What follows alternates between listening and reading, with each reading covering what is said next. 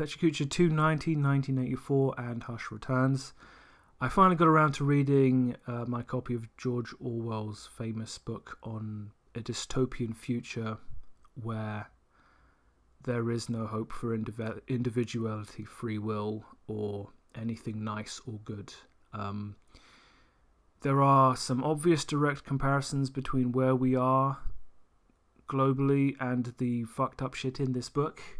I put off reading it because I was afraid of all the direct comparisons that are obvious to make because there's more and more every day. I'll read a little bit at the back and just say it's an intensely political book and it's definitely worth reading if you have the stomach for it. 1984 is George Orwell's terrifying vision of a totalitarian future in which everything and everyone is slave to a tyrannical regime. Did that really help clarify anything? Look, this is exactly the kind of thing you spend an hour and a half doing a video essay on. I read it. It's 300 pages.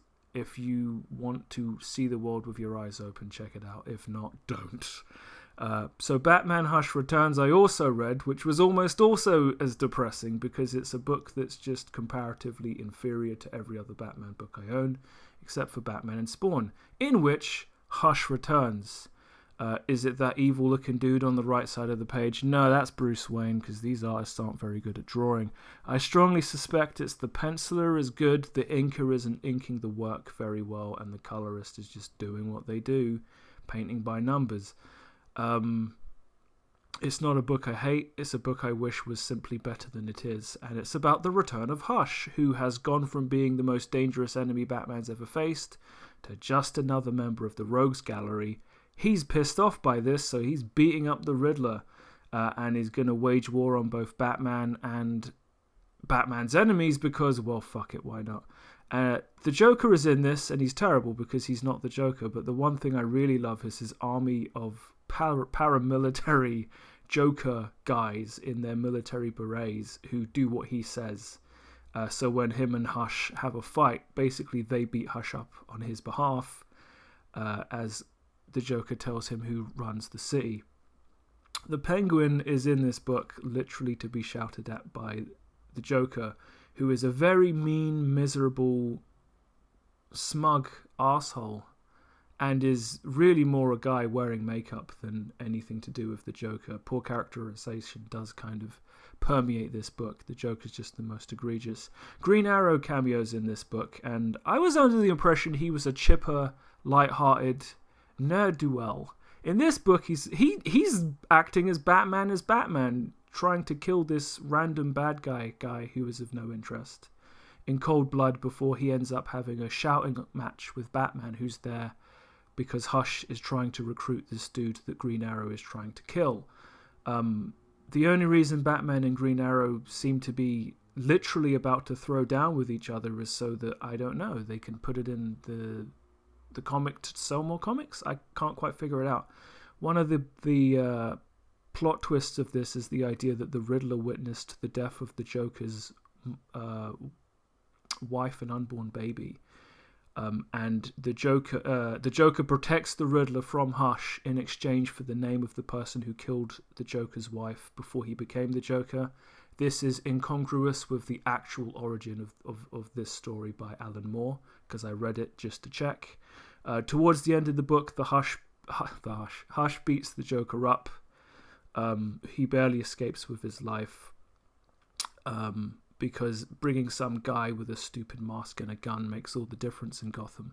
My favourite bit of this book is when Hush, who has formerly been killed, Bruce Wayne reads his eulogy and Hush just complains the eulogy was shit. I literally laughed out loud that this is the conversation they had after Hush has been on a killing spree and Batman's finally caught him. Then the book descends into some farcical subplot about a bunch of other things to set up the next bunch of farcical other things that happen. This book isn't so much a plot arc with a beginning, middle, and end as it is a bunch of comic books stuck together so you could buy them in one easy package. This is the kind of book that scares people off from reading comics. It's not bad, it's just not good. So I drew a picture of Ed Bison while I was on the phone with someone this week, because Tuesday is Tuesday and it's a thing to do. And then I coloured it. And I wish I had more to say, but honestly, talking about Hush Returns and 1984 in one sitting is a little bit deflating. 1984 is an excellent book to read, but it you can't help but coming out of it even more cynical than you go in. And Hush Returns just makes me want to reread the Long Halloween. I did also keep on moving with my thumbnail storyboard sketch for this manga book I'm putting together. I'm at that point now where I have to fit in all the exposition I can into the issue I'm currently working on, issue 6, because 5 and 6 are really the mid ground of the story, which is kind of spread over 10 comic books of 20 pages each. And this issue is like a dream sequence coming out of the main character being almost killed, and it's supposed to kind of fill any gaps in that I have in what I want the reader to know about his motivations. And there's going to be this ambitious double page spread that I didn't know I was going to do until I started drawing it, that kind of explains the core emotional value that underpins every rational decision the main character makes. That's an awful lot of pressure to put onto a one double page spread, so I'm pretty sure that's going to need constant revision. This is also the first time this week on Smiley Saturday I added colour to my 7-page Smiley show. I don't know that I don't prefer it in black and white. I think it really helps to be in colour for the bottom half of the page, but the top half is better in black and white.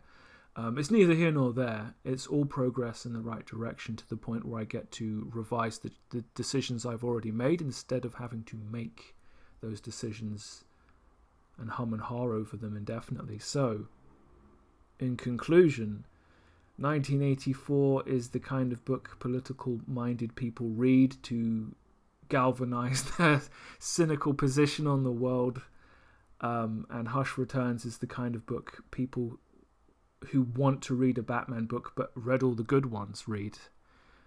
If either of those two things interest you, I'm sure you can find a copy of them on the internet somewhere, or maybe you could even pay for them. But that's the end of Pecha Kucha 290, and I'll see you next time.